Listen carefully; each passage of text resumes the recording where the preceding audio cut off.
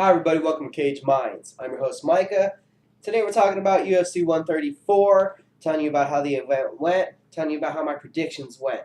There was a lot of hype surrounding this event. It lived up to it. It was explosive, it was electric, it was tremendous. One of the best mixed martial arts events I've seen in a while. So like I said, we'll tell you about the results, tell you how my predictions did. Let's get right to it. The first fight, as how we had it, we had Rafael Unsunsao taking on Johnny Eduardo. My original prediction was a unanimous decision victory for the debuting Johnny Eduardo. That was not to be, as to where Rafael Unsunsao's wrestling ability, jiu-jitsu ability, takedown, and grappling, his ground and pound was stronger. He took the unanimous decision victory in Brazil. The next fight was Yves Jabouin taking on Ivan Loveland. I had picked a split decision victory for Ivan Loveland. He looked very competitive in his debut in the UFC versus top 3 bantamweight Joseph Benavidez, so I gave him the benefit of a doubt. I also, though, really liked Yves Jabouin coming into this fight as he was dropping down from featherweight to bantamweight. I thought this fight was going to be on the ground, striking. It was going to go everywhere. My prediction was split decision, Ivan Loveland. It went the other way. Yves Jabouin took a split decision, and it was just what I said. It was action-packed. It was a great fight if you had a chance to watch it. Next, as we had it, was Yuri Alcantara taking on Felipe Arantes. Both of these Brazilians were debuting in the UFC. My pick was Yuri Alcantara with a second-round rear naked choke. It wasn't a rear naked choke, but he did dominate and control all 3 rounds. Looked very good in his debut. A powerhouse, strong with the takedowns, great timing with his striking to takedown ratio, with his changing levels. Yuri Alcantara, unanimous decision, great debut in the UFC. Next, as we have it, a fight that actually ended up taking place on Spike TV, Husamar Pajares and Dan Miller. Originally, I thought it was going to be an armbar victory in the 3rd round for Husamar Pajares. That was not to be. This fight was definitely the craziest that occurred at UFC 134, as Pajares had knocked down with a head kick. Dan Miller actually thought he had him on the way out, thought he heard stop from the ref, and ran away, jumped on top of the cage, was celebrating. It wasn't actually stopped. They continued the bout. Dan Miller with a left hook nearly knocked out Pajares. This fight was amazing. It was electric. It went all 3 rounds. Husamar Pajares did come out victorious, so I'll take that pick also for the win. Next fight, as we had it, was Eric Silva taking on Luis Ramos. Eric Silva was a jungle fight welterweight champion. Luis Ramos, a Shudo welterweight champion. Both men leaving their companies, coming up to the big time, to the UFC. Brazilians debuting in Brazil. Told you Eric Silva would have a spectacular debut. I had him winning unanimous decision. It was even more tremendous than I could have predicted. It was a first-round knockout in 40 seconds into the bout. Power in that young man's hands. He's another member of the Black House. It was just the start of the night for them. Taking us to the fight that closed out the Facebook fights. This was Paulo Thiago versus Dave Mitchell. We had thought it would be a unanimous decision for Paulo Thiago.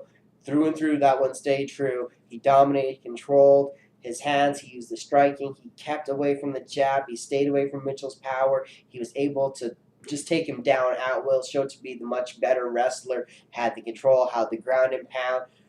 The Brazilian native, a special moment for him. He's a Brazilian special ops officer. Huge win, as I thought it would be for Paulo Thiago, reasserting himself as a force in the welterweight division. This is taking us now to a spike fight that was Thiago Tavares versus Spencer Fisher. Both of these lightweights, UFC veterans. The fear of one of these guys is that one of them will probably have to lose after a loss in this bout. I had picked Thiago Tavares via a unanimous decision. That was a little off. It wasn't a unanimous decision. It was within seconds of being it, but in the 3rd round, his ground pressure, his takedowns, his striking, it was too much. He finally finished due to strikes. Spencer Fisher, good luck, Spencer Fisher. Great win for Thiago Tavares. This takes us all the way now to the main card, the big show, the pay-per-view, the first fight. Stanislav Nedkov, debuting in the UFC, a powerful Bulgarian wrestler, was taking on Brazilian striker Luis Kane. I had predicted a 3-round unanimous decision for Stanislav Nedkov. This fight was also electric. Men came out striking. Luis Kane showed to have a technical advantage on the feet, was starting to beat up Nedkov, even had him bloodied, but Nedkov is a strong guy, threw some vicious hooks, caught Luis with a good combination. Luis actually turned and ran for the cage, then got caught up against the cage from the big wrestler, kept the strikes on, took it down to the ground, finished him off. First round stoppage again for Luis Kane. He keeps his streak of 4 straight fights now, ending in the first round. This was just another setback for him. Stanislav Nedkov, good debut. Seemed to have some holes in his game, but boy, is he a powerful striker if he connects. Next fight put Edson Barbosa versus the real deal Ross Pearson, who's Ultimate Fighter Season 7 winner. Thought this fight would be primarily stand-up. That's how it went. My prediction was Barbosa with a second round TKO. That was off. Barbosa got a split decision victory in a fight that was highly competitive. The striking was within hairs of being close. I'd say that was the difference. Barbosa edged him out just barely. Pearson figured he'd strike with him and win the rounds via takedowns at the end and try to steal the rounds. The faster hips were to Barbosa. He stayed away from the takedowns, got a split decision victory.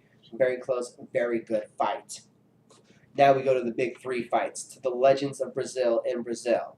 We had Brendan Schaub, the legend killer, taking on Antonio Minotauro Nogueira, Brazilian legend of over 40 MMA bouts, who is going to have his first fight in Brazil. A huge moment for him. Brendan Schaub was my pick. I figured he would win with a knockout. That was not to be. A knockout was to be, though. Big Nog with his hips redone from surgery and his knee kept saying he was going to look better. I was just wondering if his chin would hold up. He's been knocked out by Velasquez and Mir. Well, boy, was I proved wrong. He was the faster man. He even took a few good shots from Schaub and kept on ticking. We saw his knees buckle several times, but he kept pushing, kept going forward. Brendan Schaub tried with some uppercuts. They were a little more looping, a little wide, a little longer, some more straighter punches from Nogueira, hooks and straights, crosses, and it was good night for Brendan Schaub. The crowd went wild. People went nuts. Dana White said it was insane. Nogueira showing that he's not done yet. The legend continues in the UFC. And such a big knockout, he also got knockout of the night from Dana White, $100,000 bonus. This takes us now to the co-main event of the night, where former light heavyweight champions Mauricio Shogun Rua and Forrest Griffin were doing battle. I thought that Forrest would come in, use his size, his strength, control of his better wrestling game. He would strike with him, but he wouldn't get careless with the striking. My pick was Forrest Griffin. That was not to be. A healthy Shogun is a dangerous thing, as I said last time on this show, and that was definitely right. A healthy Shogun is a dangerous Shogun.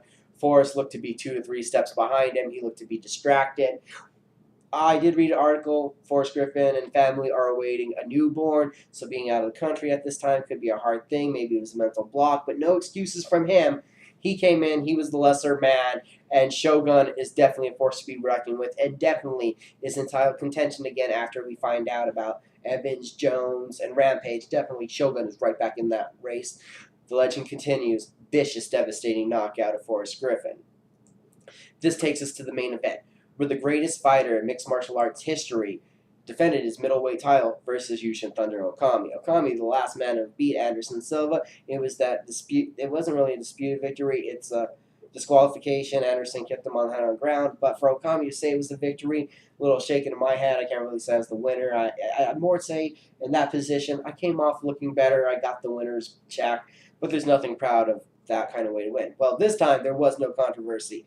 The first round was a little more higher output from Anderson Silva than normal, but both men exchanged. I'd say Anderson won the first round. He had some more kicks. It looked like he was getting his timing down, doing his movement, confusing Okami.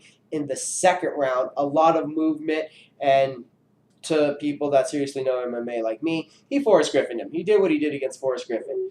He dropped his hands. He barked at him to come strike with him, and when Anderson Silva is that confident that he drops his hands to his hips, you better watch out, because 2 jabs later, he lets Okami stand back up, drops Okami again, finishes him on the ground with precise striking, a very controlled frenzy, Anderson Silva is amazing, and what he did this night is even more amazing. Who's next? Anderson Silva victorious again. I had him in the third round. It was the first round. So as far as my predictions, a few of them I got totally right on them. As far as wins and losses, I had 8 correct, 4 wrong. Great night, UFC 134. Also, other news from that bout: Edson Barbosa and Ross the Real Deal Pearson won 5 of the night honors, each getting $100,000 themselves. Coming out from this bout, what's next? Shoguns in that title hunt. There is a lot of Brazilian talent. The UFC proposed that they're probably going to be back to Brazil 4 times next year. The culture, the electricity, the hype for the bouts down there, it's so amazing. It went off without a hitch. It was an amazing weekend. In other mixed martial arts news, also, Pro Elite organization made their debut show again in Hawaii, and in that one, it saw in the main event, Kendall Grove beat Joe Riggs with a first-round guillotine. Andre Arlovsky defeated Ray Lopez with a third-round TKO. And Reagan Penn, BJ Penn's little brother, defeated Paul Gardner with a first-round submission as well. Reagan Penn and Kendall Grove, both men looking to try to get back to the UFC, winning ways. Hopefully we'll get to see them on the big stage soon. This has been Cage Minds, our coverage of UFC 134 and some other mixed martial arts news. Bye! Join us next time.